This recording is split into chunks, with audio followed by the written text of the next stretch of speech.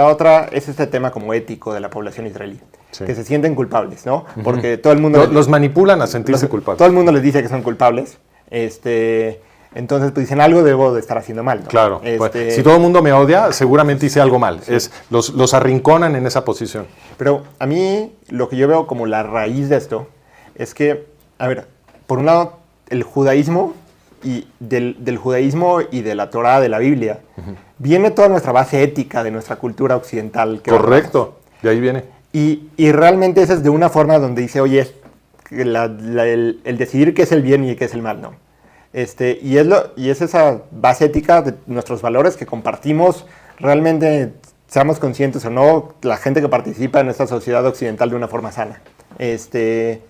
Y para mí la parte esencial de esto es que como pueblo judío, en muchos aspectos se nos ha olvidado de regresar a esa fuente, de dónde está el punto ético.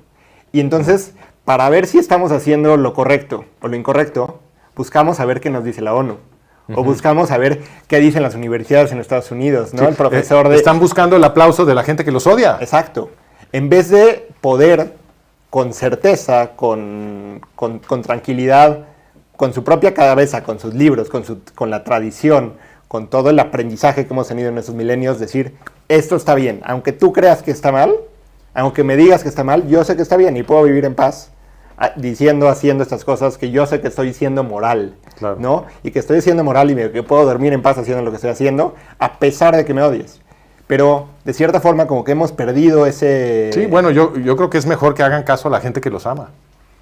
La gente que los ama no queremos que negocien con terroristas. Los que amamos al pueblo judío y al Estado de Israel, no queremos que le hagan concesiones a los terroristas y que debiliten la seguridad del Estado judío y que permitan la creación de un Estado palestino que va a ser dedicado al terrorismo antijudío. No queremos nada de eso. Nosotros queremos que Israel gane esta guerra regional, que libere todos estos países que están siendo oprimidos por el yihadismo y que nos entreguen una victoria occidental contra el yihadismo, porque los israelíes están en el frente de esta gran pelea civilizacional en la que estamos. Entonces, si hay gente que obviamente los ama, que está de su lado, que somos gentiles sionistas, ¿no? Somos goyim sionistas, pues tiene más sentido que nos escuchen a los que los queremos que a los que los odian. ¿Por qué le tratan de dar gusto a la gente que los odia? Eso no es en tu interés propio. No, claro, y creo que hasta sucede una dinámica que es un poco similar al woke, ¿no? Donde creo que mucha gente en los últimos, la última década, más o menos los últimos años, ha tratado donde de cierta forma, oye, quiero ser bueno, ¿no? Y esta gente lo hemos visto en Estados Unidos, claro, en Europa, quiero ser bueno y entonces quiero apoyar la diversidad o todo este tipo de cosas. Es, ¿no?, el buenismo. Sí, en español lo llaman el buenismo. No vaya a ofender a nadie y hacer como que ser complaciente con todo. Sí. Pero entras en esa dinámica, ¿no? Donde también has escrito al respecto, donde, oye, sí, y me pongo entonces es que tú dices que si te digo de tal forma o si hago tal cosa te ofende claro. Entonces vamos a cambiar mi lenguaje para que no te vaya a ofender mi lenguaje. Y luego cambio el lenguaje. No, es que no, igual sigues haciendo las cosas mal. O sea, te cambian la regla. En el momento en que cumples con la nueva regla, se inventa una regla todavía más nueva que ahora tú estás violando, ¿no? Y entonces ahora te tienes que adaptar a la nueva regla y te van moviendo la portería todo el tiempo. Sí, ¿no? Entonces no importa lo que hagas, especialmente en esta situación en el woke, es como, oye, eres un hombre blanco, es de, oye, no importa lo que hagas y por lo que... Y lo mismo pasa en el proceso de paz, ¿te fijas? Sí. Entonces, le dicen a Israel, oye, tienes que hacer esta concesión. Israel la hace y entonces, en el momento en que lo hace, resulta que no era suficiente, tiene que hacer la siguiente concesión, ¿no? Sí. Eso se vio muy claro en la entrega de Gaza. En 2005 el Estado de Israel dijo, bueno, quieren un Estado palestino, nos salimos de Gaza, y autogobiérnense, ¿no? Y sacaron a la fuerza, el ejército israelí sacó a la fuerza a todos los judíos que vivían en Gaza, les regalaron las instalaciones que habían construido esos judíos israelíes a los árabes palestinos de Gaza.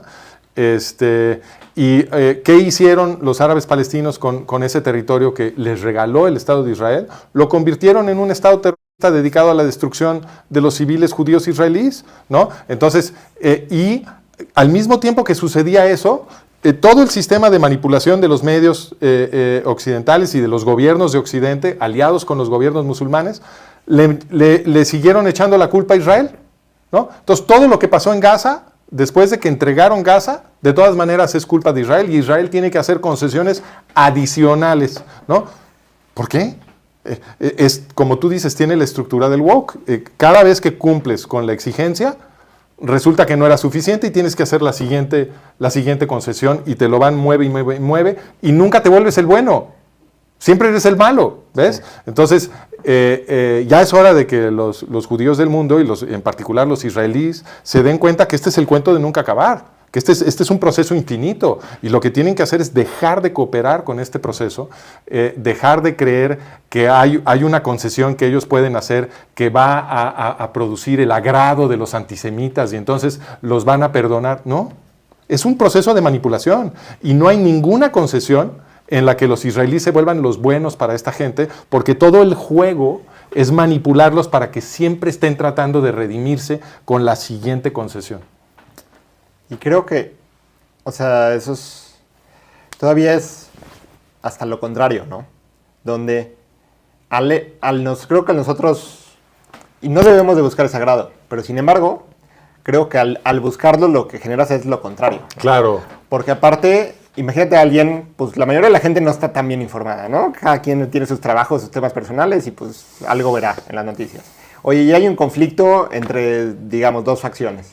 Y yo veo que una facción, digamos, en este caso los árabes palestinos, dicen que no, que pobrecitos, y nosotros somos los buenos, y todo el mundo nos ataca, y somos oprimidos, y nos están cometiendo genocidio.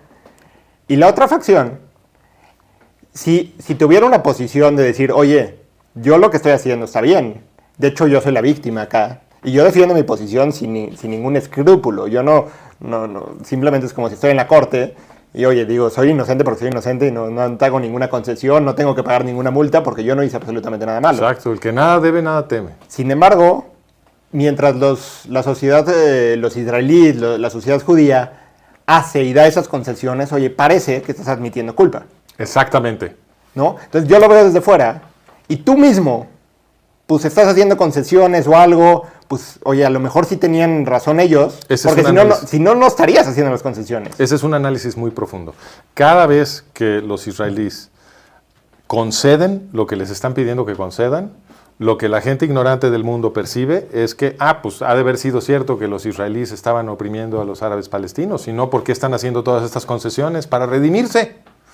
Debe haber sido cierto que estas, o sea, las acusaciones contra los israelíes deben haber sido justas, es lo que todo el mundo concluye, ¿no? La gente ignorante. Y entonces, ¿qué sucede? Que se va desprestigiando cada vez más Israel, que lo que crece es el desprecio hacia Israel, y eso vuelve cada vez más difícil encontrar aliados para los israelíes. Entonces, la cooperación con este proceso es totalmente contraproducente. Como decíamos hace un segundo, la redención nunca llega.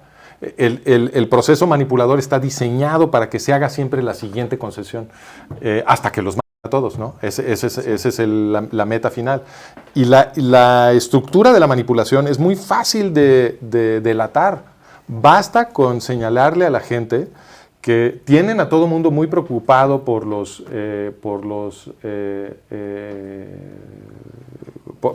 movilizar compasión hacia los árabes palestinos, que yo creo que sí, es justo que haya compasión por los árabes palestinos, los están oprimiendo los yihadistas, los han adoctrinado, todo eso es legítimo, pero la manipulación está en hacerles pensar que el sufrimiento de los árabes palestinos es culpa de los israelíes y no de los yihadistas que los están haciendo pomada, ¿no? Y la otra manipulación es hacerles pensar que la única población que realmente importa y a la que hay que proteger son los árabes palestinos.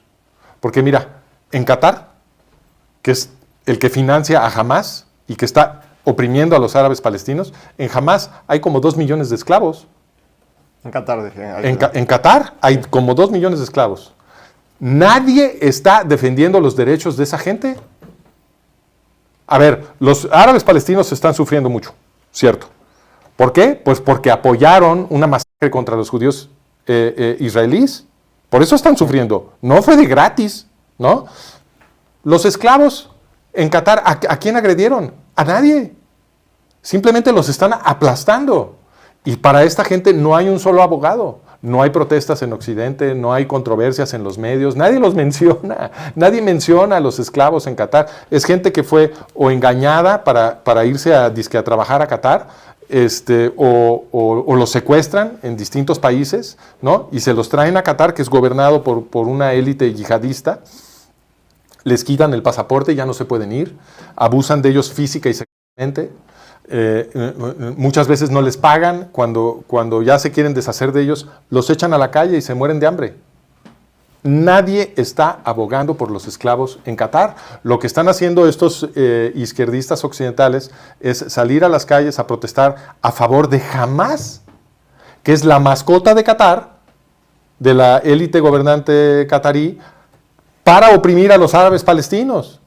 Sí. ¿No? Entonces, en realidad no hay nadie a favor de los árabes palestinos. Eso es lo que hay que decir, excepto por el Estado de Israel. El único que ha protegido a los árabes palestinos es el Estado de Israel en aquellas etapas en que ha gobernado directamente a los árabes palestinos. Ahí es cuando mejor protegidos han estado los derechos de los árabes palestinos, cuando Israel directamente gobernó Gaza y directamente gobernó Judea y Samaria. Nunca han estado mejor los árabes palestinos, nunca han estado mejor protegidos sus derechos individuales y humanos, civiles, que cuando los gobernaron los israelíes. Sí, y en eso, pero creo que la mayoría de la gente, como dices, oye, sale a marchar de más, no está bien informada.